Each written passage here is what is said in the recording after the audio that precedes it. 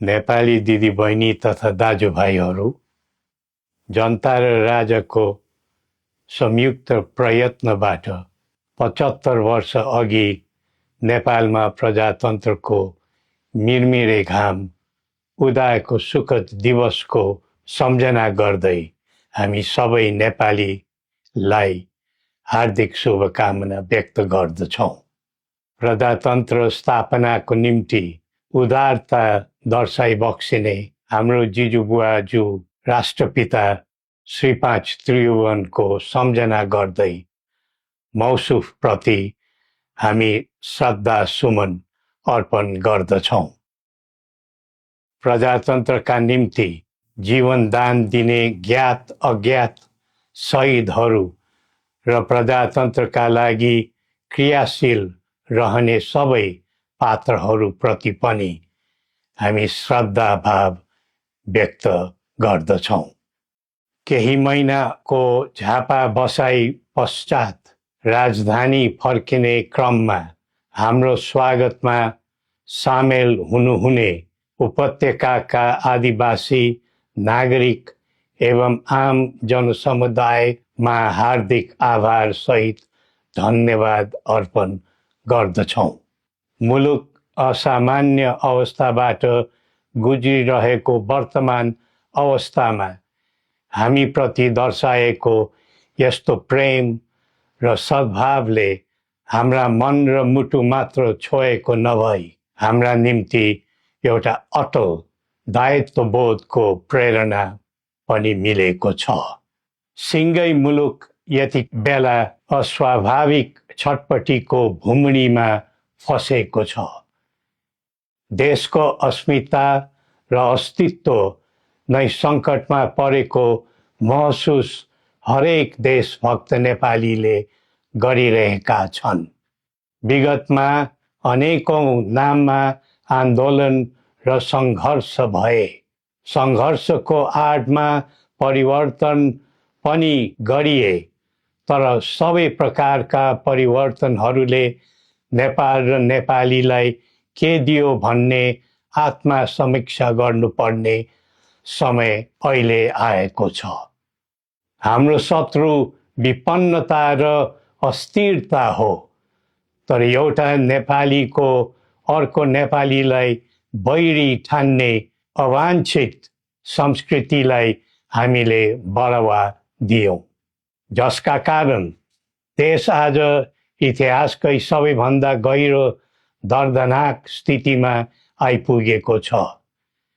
त्यसैले कठिन परिस्थितिमा परेको आजको मुलुकमा परस्पर घृणा र द्वन्द्वको राजनीतिमा पूर्ण विराम लगाउँदै सद्भाव र एकताको राजनीतिक संस्कृतिको प्रवर्धन गरौँ।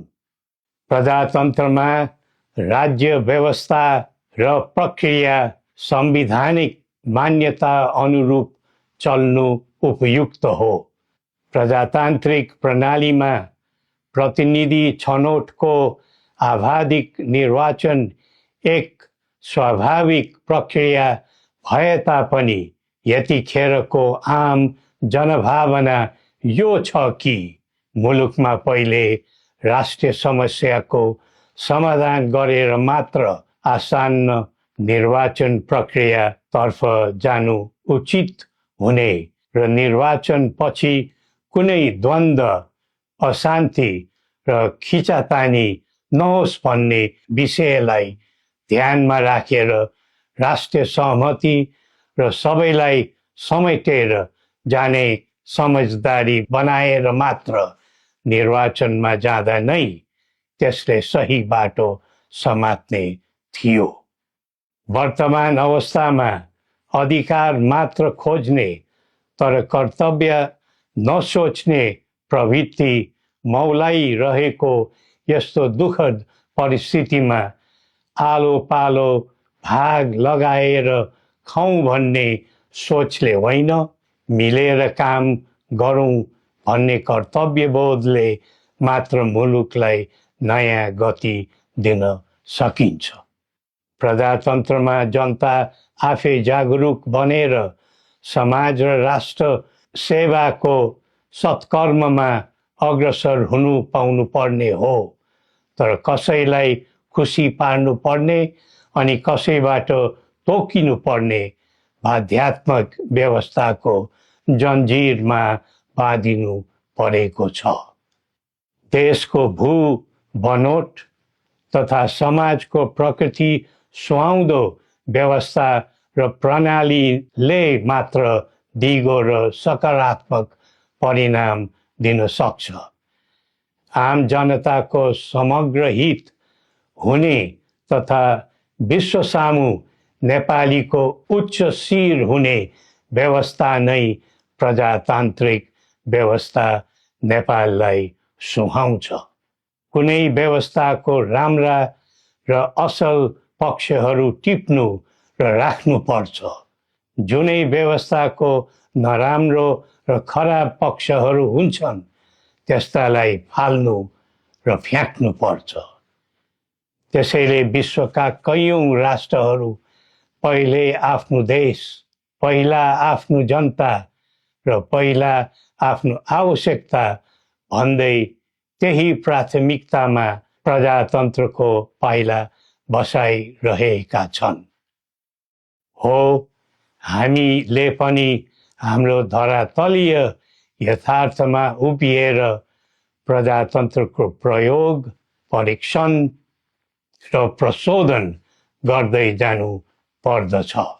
नेपालको एकीकरण, प्रजातान्त्रिकरण र आधुनिकीकरण सँगै जनताको बदलिदो चाहना र आवश्यकतालाई ध्यानमा राखेर समानुकूल परिवर्तन र परिमार्जन गर्दै आम जनताको दैनिक कामकाज सहज र सरल बनाउँदै जानुपर्ने आजको पहिलो आवश्यकता हो।